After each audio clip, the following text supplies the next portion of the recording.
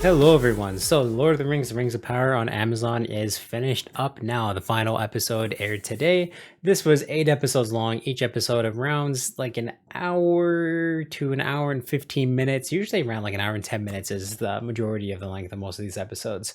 But yes, this of course takes place in the Second Age of Man before the Rings of Power were forged. I did my review for the first 2 episodes when Amazon released both of them, and I did think it was very slow at first, but the exposition and the world building was really, really good. So yes, without further ado, let me get into what my thoughts are for the rest of this first season of The Lord of the Rings: The Rings of Power on Amazon Prime. So more of the show is going to be coming, and I am very, very glad that that is the case, because I did feel like a lot of things were left off the table in this show that felt like they kind of should have been there this season, even though there was a lot of really great world building and like, easily some of the best that I've seen in TV.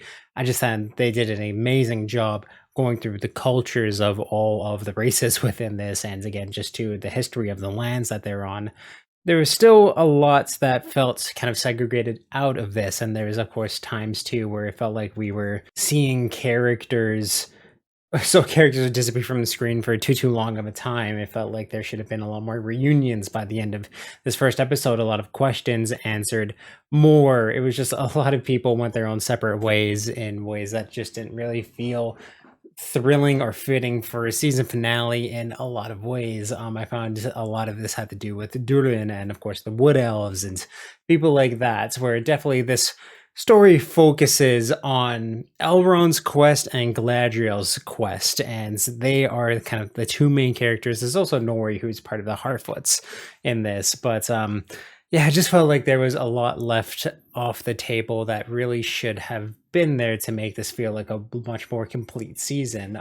Visually and everything like that, this show it remains stunning the entirety of the length through. Just the landscapes and everything looked so damn good and beautiful, but I did find that a lot of time when it came to like you're chalking up all of the action sequences and things like that, a lot of times it didn't really feel like it was that expensive. I mean, I know a lot of the CGI is going to take up a lot of that budget, and there was just again a lot of times where it felt like this should have been a couple more episodes long, like 10 episodes in total, to tell the story that it wanted to for this first season and have everything flushed out, all the characters flushed out, and have that initial exposition and world building flushed out.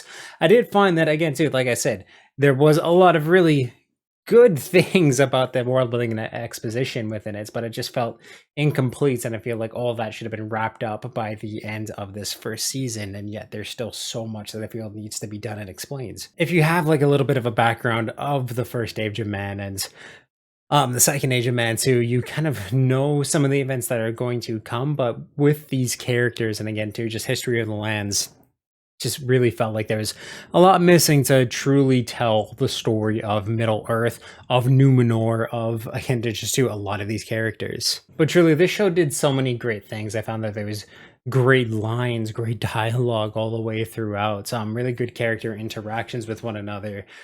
Still, like from the first 2 episodes, and then from the end of this, my favorite plot line of this whole series and kind of my favorite elements of it is just the history between the very complicated history between the elves and the dwarves, especially Durin and Elrond. I loved their relationship so much, and they easily, especially Durin, became my favorite character in the show, hands down, because of just such a crossroads and almost like a rock in between a hard place kind of story that he has when it comes to mining the Mithril. And the Balrog tease too seems very, very cheap in a lot of ways, where so much more should have happened from it.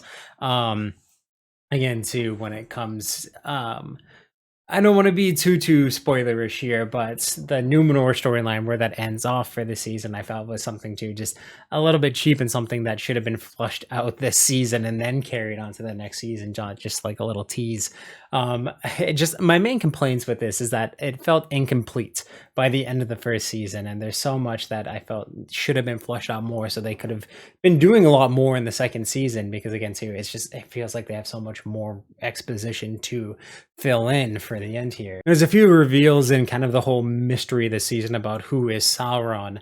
I thought was very, very interesting, where it could have been a lot of people and there's some fake outs in between there, but I want to say that I was right about my pick, but I was guessing the entirety of until the actual reveal. I was guessing the entirety of the time if I was right, if I was wrong, because I still didn't quite know. There was just enough signs that I was able to pinpoint it down. But getting that answer was easily one of my favorite moments of this series, and there are some very strong episodes. I don't want to say this season had any weak episodes. It's just some are very, very slow. Not a lot goes on. Lots of dialogue, which isn't a bad thing because it is very, very well done. But it's really slow compared to some of the episodes. Of course, the I feel like the standout for most people is going to be episode 6 because that was just an incredible episode and one of the best episodes of TV that I've seen this year by far.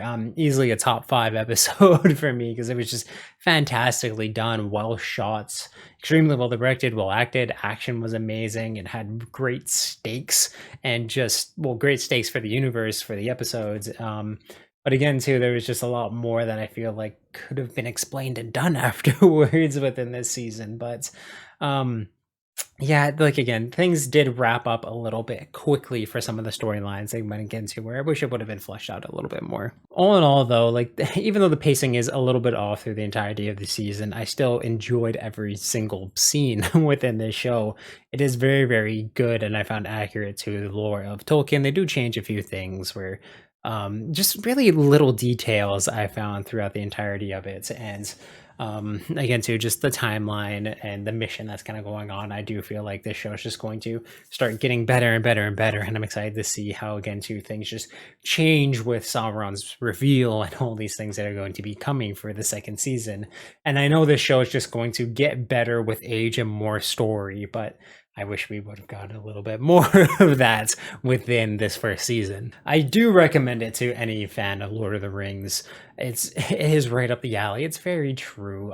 You do get a bit of the kind of the Hobbit sense of action and feel and graphics compared to like the really grittiness that you see within the Lord of the Rings trilogy. But I find that still kind of works within this universe where you have a lot more of the elven culture and seeing their abilities. You need that kind of unreal sense of like I don't want to say cartoony, but again, just the Hobbit style where they're able to move way faster and quicker than like most humans can see or comprehend a lot of the times. And to pull that off, you need to go a little bit more to the CGI roots. And I found that it was very well done. Everything looked great as it should with again the $500 million budget that this season had. But yeah, no, I really, really enjoyed it. I have to recommend it because it's really, really good. I think give it a try. There are a lot of laggy moments, and I know this is kind of tough to say when each episode is like an hour and 50 minutes long, but get to episode 6, and I feel like that's the one that's going to hook a lot of people. Episode 7, I know, again, it was a little bit slow, a lot of exposition that people weren't looking for, but with episode 6 and 8, those are the two standout episodes to me. Very, very well done, but there needed to be a little bit more to really compact into this story. So really with everything taken together, I'm going to have to give The Lord of the Rings of Power a 7.5 out of 10. I feel like it could have been a lot higher if they would have, again, well, I don't want to sound like a broken record, but everything I repeated beforehand, just filling it in a little bit more, giving the characters more to do, the land a lot more history, and it's just kind of diving into these storylines a lot more to make a more grounded season and not spacing it out between multiple seasons. But if you've seen the first season of The Lord of the Rings of Power on Amazon, please let me know what you thought about it in the comments down below. And of course, if you like this review, definitely give it a thumbs up. You can check out everything I do on my channel and links and playlists up top here for convenience sake. Thank you for subscribing and turn that little ringer on so you know when I upload new videos. And if you want to check out the description of this video and my channel bio, there's a link to the Media Mountain, which is my Discord, where we talk about movies, video games, comic books, TV, pretty much everything that's awesome in this world. So you can definitely join that amazing community, help make it even more amazing than it is already. And yeah, just awesome, guys. Sky blue eyes, I see a world behind them. No more time sinking into the silence.